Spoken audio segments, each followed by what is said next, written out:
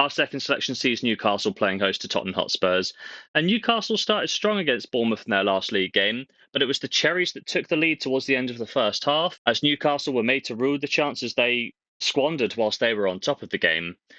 The Toon left it late to equalise through Anthony Gordon, and may have counted themselves lucky as Dango Ortada's effort was ruled out for handball, denying Bournemouth a big 3 points in their bid for survival. This means that Newcastle, despite looking unconvincing so far this season, have been unbeaten through their first 2 games and have picked up 4 points.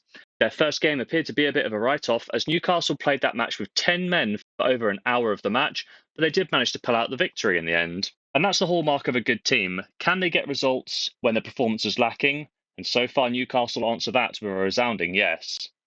They play a Spurs side who really dominated in their 4-0 demolition of Everton. Sun bagged a brace, and goals from Romero and Basuma also capped off an excellent team performance. Both sides in that match created similar amounts of chances, but the difference was in the quality of the opportunities presented to the goal scorers, Everton failing to register a single big chance compared to Spurs' 6 created. It's been an unbeaten start to the season for the Lily Whites, and if they keep playing the football from the Everton game and in the first half of the Leicester match, they could be tricky customers to deal with this year and have a realistic chance of making it into the top 4.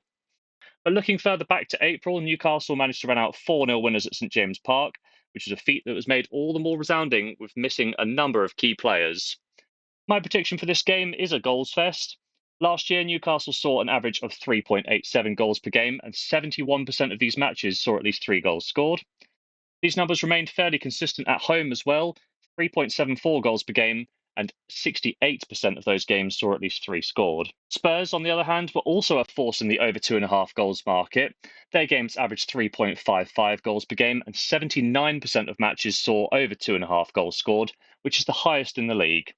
Away from home, these numbers remained consistent, with Spurs seeing 3.68 goals per game and 74% of games seeing at least 3 goals scored on their travels. When we look at the head-to-head record, each of the last 7 and 8 of the last 9 Premier League matches between these sides have seen over 2.5 goals, with an average of 5.71 goals scored over that sample. With numbers like these, it's a no-brainer for me. I'm going to be taking over 2.5 goals for a full stake in bet number 2.